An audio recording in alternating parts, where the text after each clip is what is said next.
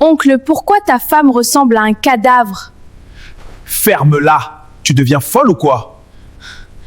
Cette maison pure, regarde autour de toi. Tu insultes ma femme? Dégage de chez moi! Charles était le genre d'homme persuadé que son argent pouvait tout lui offrir, même les femmes. Chaque semaine, une nouvelle conquête. Il séduisait, jetait, recommençait. Jusqu'à cette nuit. Alors qu'il cherchait une femme pour le week-end, il croisa une jeune femme mystérieuse. « Tu veux que je monte ?» murmura-t-elle avec un sourire troublant. Elle s'appelait Ariel. Ce sourire, Charles ne l'oubliera jamais. Ce week-end-là changea sa vie. Ariel était devenue sa femme. Mais quelque chose clochait. Charles refusait catégoriquement de la présenter à sa famille. Toujours une excuse, toujours une fuite. Un jour, sa nièce Gaëlle débarqua à l'improviste. Mais Charles n'était plus le même. Froid, irritable, presque agressif. Lorsqu'ils arrivèrent chez lui, Gaëlle fut choquée.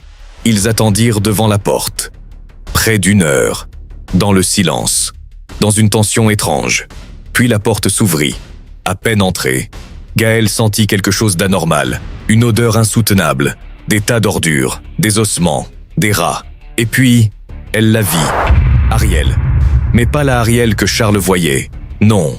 Un corps gonflé, sale, en décomposition. Un sourire noir, presque inhumain.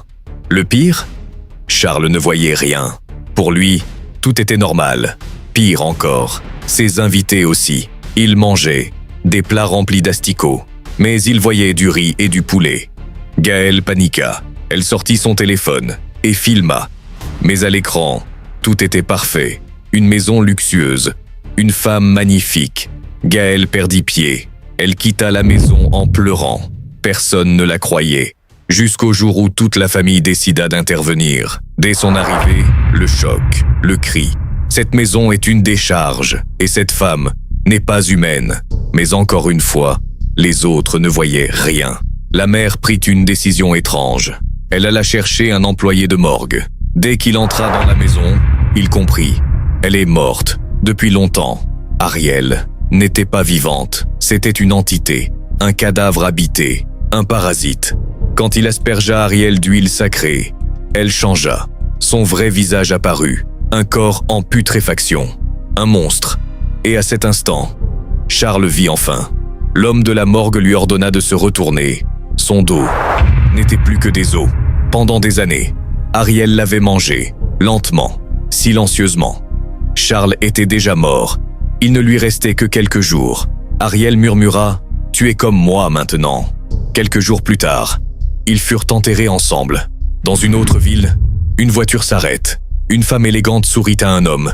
Magnifique, irrésistible, mais... Une odeur de mort s'échappe de ses lèvres. C'était Ariel. Encore. Morale. Certaines séductions ne sont pas faites pour être suivies, parce que derrière certains visages se cache la mort.